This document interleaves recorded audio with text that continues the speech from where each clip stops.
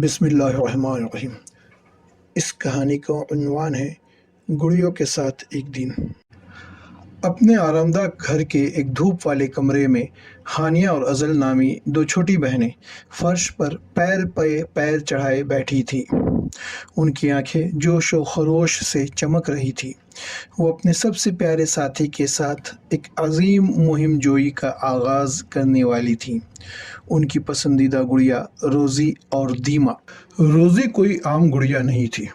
اس کے پاس سنہرے رنگ کی انگوٹھیاں اور ایک جھالردار لباس تھا، جبکہ ازل کی گڑیا دیما بٹن جیسی آنکھوں والی چھوٹی اور نرم تھی، اور وہ دونوں ہانیہ اور ازل کے ساتھ کسی بھی مہم جوئی کے لیے جس کا وہ خواب دیکھ سکتی تھی ہمیشہ تیار رہتی تھی۔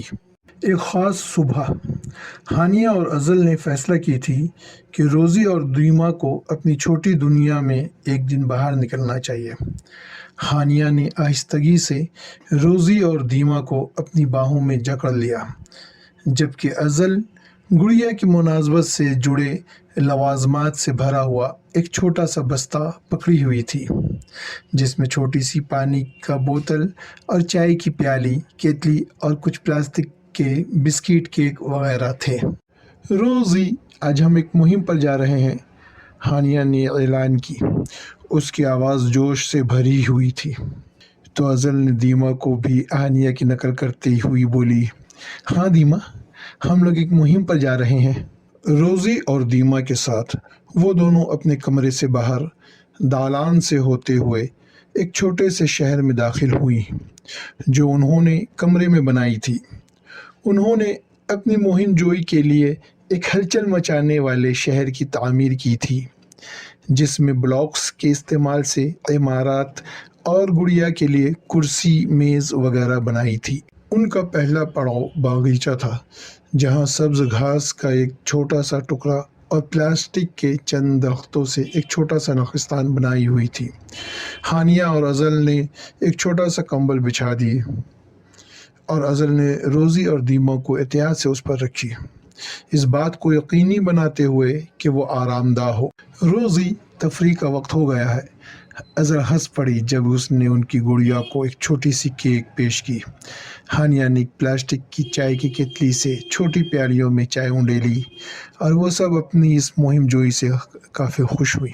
تفریح کے بعد انہوں نے روزی اور دیما کو اپنے شہر کے دورے پر لے جانے کا فیصلہ کی۔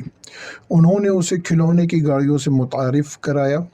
جب وہ ان کے ارد گرد دندناتے ہوئے کمرے میں شور مچاتی رہیں، روزی اور دیما کو یہاں تک کہ فرس وہیل، ایک اوپر نیچے گھومنے والا جھولا، پر بھی سوار ہونی پڑی، جبکہ ہانیہ اور ازل اسے لگاتار گھما رہی تھی۔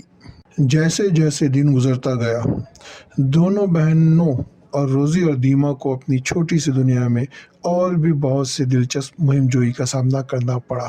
جب سورج افق کے نیچے ڈوب گیا تھا اور ان کا چھوٹا سا شہر چراغ کی گرم چمک میں نہا رہا تھا، ہانیہ اور ازل کو خبر تھی کہ یہ روزی اور دیما کے اپنے آرام دہ بستر پر واپس جانے کا وقت ہے۔ قناعت کے احساس اور اپنی چھوٹی گڑیا کے لیے محبت سے بھرے دل کے ساتھ انہوں نے روزی اور دیما کو ان کے گھر کے اندر بستر پہ رکھی اور شب بخیر کہی۔ جیسے ہی وہ سونے کے لیے اپنے کمرے کی طرف روانہ ہوئی، وہ جانتی تھی کہ بہنوں کے طور پر ان کا رشتہ ان کی پیاری روزی اور دیما کے ساتھ چھوٹے اور بڑے دونوں طرح کی مہم جوئیوں سے مزید مضبوط ہو گئی ہیں۔ اور اس طرح اپنے خیالوں کی دنیا میں ہانیہ اور ازل اپنے گڑیا روزی اور دیما کے ساتھ بے شمار مہم جوئی کی خواب بنتی اور بہنوں کی باہمی محبت کی حقیقی جادو اور تصوراتی کھیل کی خوشی کو سیکھتی اور محسوس کرتی ہوئی نیند کی آغوش میں سو گئی۔